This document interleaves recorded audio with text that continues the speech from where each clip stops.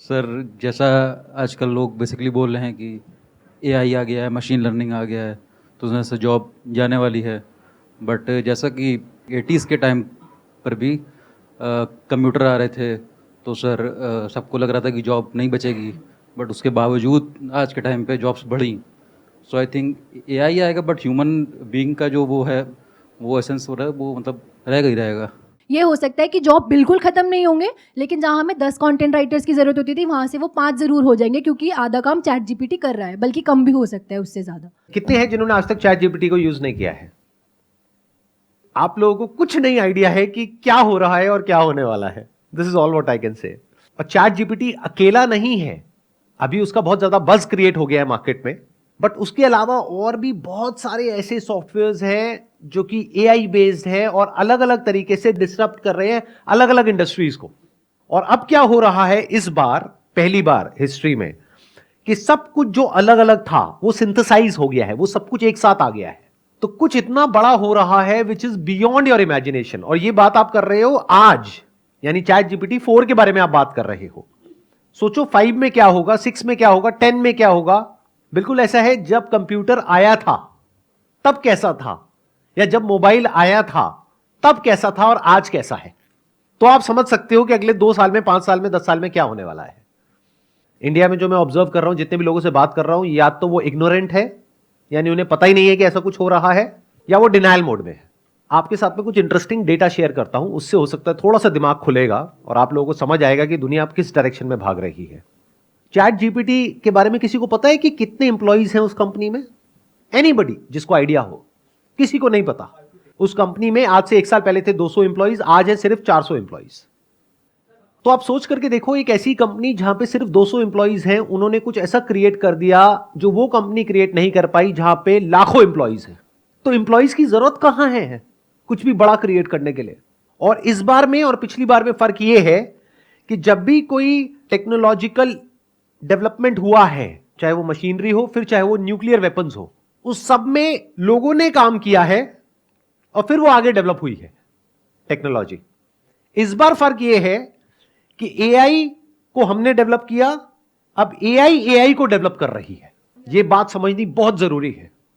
Artificial intelligence है, वो इतनी इंटेलिजेंट होती चली जा रही है कि वो खुद सीख पा रही है, खुद समझ पा रही है, और उसमें से रोज नई नई कैपेबिलिटीज इमर्ज हो रही हैं। This is exponential growth, much faster than thought. जहां तक आप सोच नहीं सकते हो उतनी तेजी से ये ग्रो हो रही है। मशीन काम कर रही है, इसको मशीन लर्निंग बोलते हैं।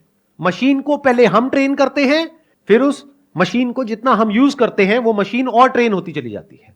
एआई के जितने भी एक्सपर्ट्स हैं आज की डेट में, उन्होंने आज से 10-20 साल पहले प्रेडिक्ट किया था कि जैसे जैसे एआई डेवलप होगा तो सबसे पहले जो जॉब्स जाएंगी वो जाएंगी ब्लू कॉलर जॉब्स, यानी कि वो लोग जो बहुत ही बेसिक लेवल का मैकेनिकल काम करते हैं, लेबर वर्क करते हैं, ड्राइविंग करते हैं, ये करते हैं, वो करते हैं। रोबोटिक्स आएगा और वो वाली जॉब चली जाएंगी। ऐसा हमने मूवीज में भी देखा है, साईफाई मूवीज में।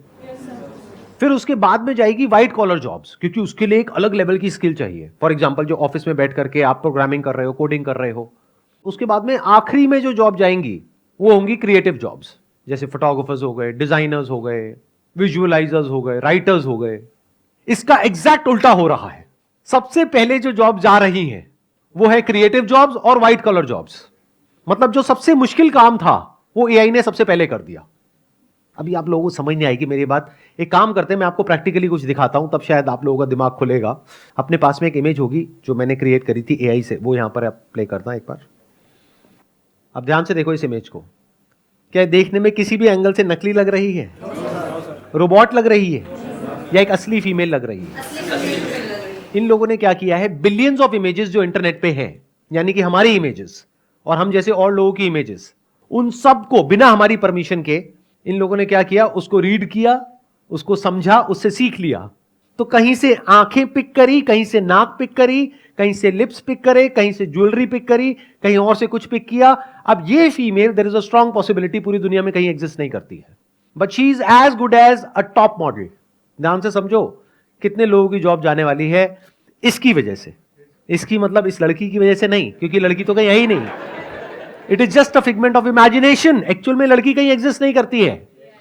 ये मॉडल अगर हम वैसे हायर करते तो इसके जो फीचर्स है, जो लुक है, इसको कम से कम हमको पेमेंट करनी पड़ती 20,000 से लेकर के 50,000 रुपए एक दिन की।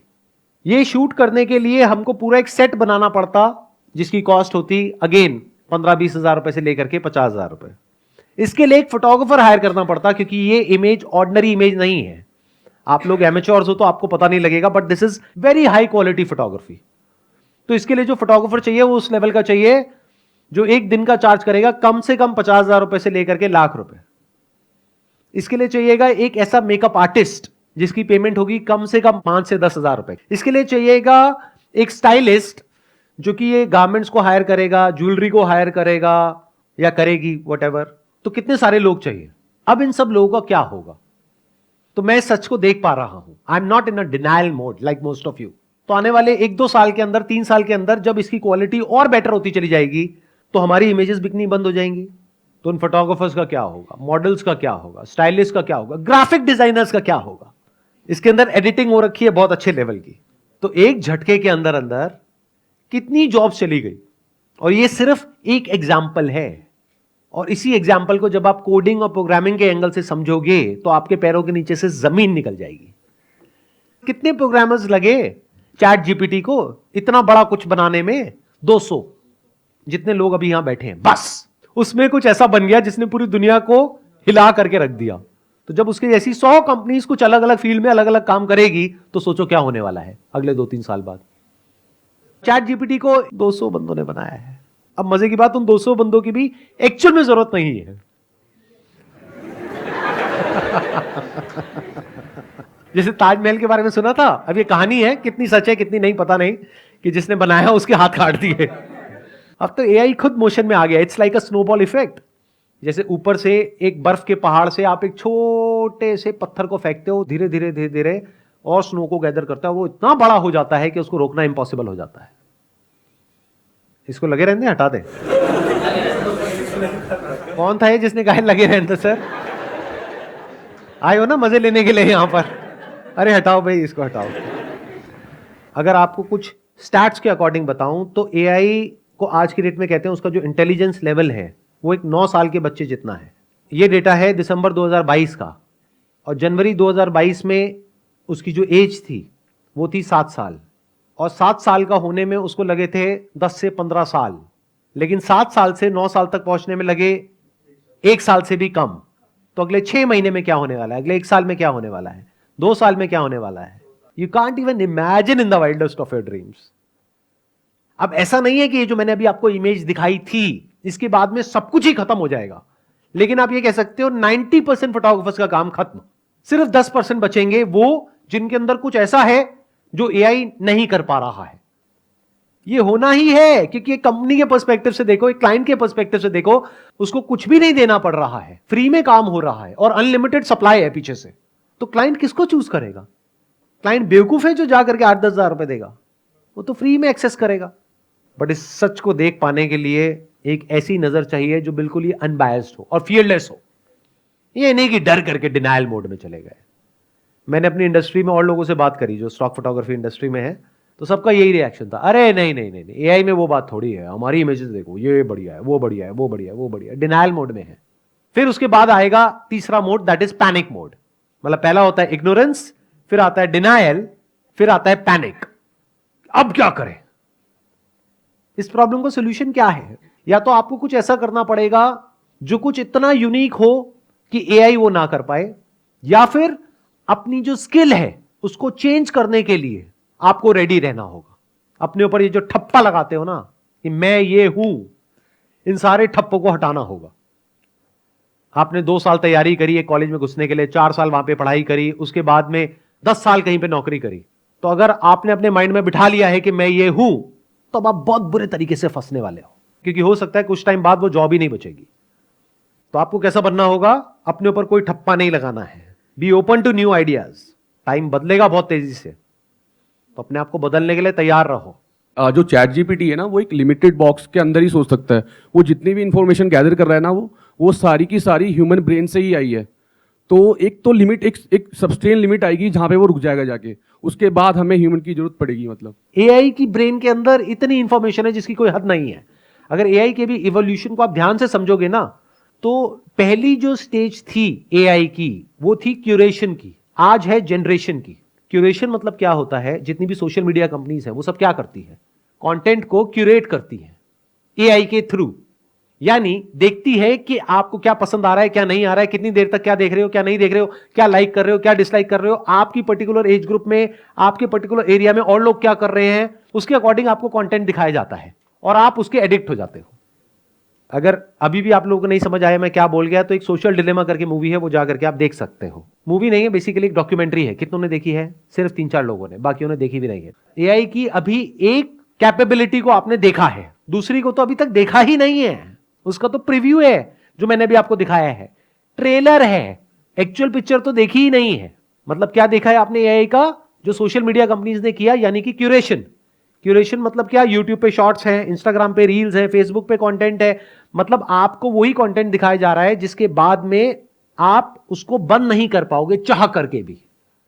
आपको एडिक्ट बना दिया गया है, आपकी ब्रेन को हैक कर लिया गया है कंटेंट को क्यूरेट करके थ्रू एआई।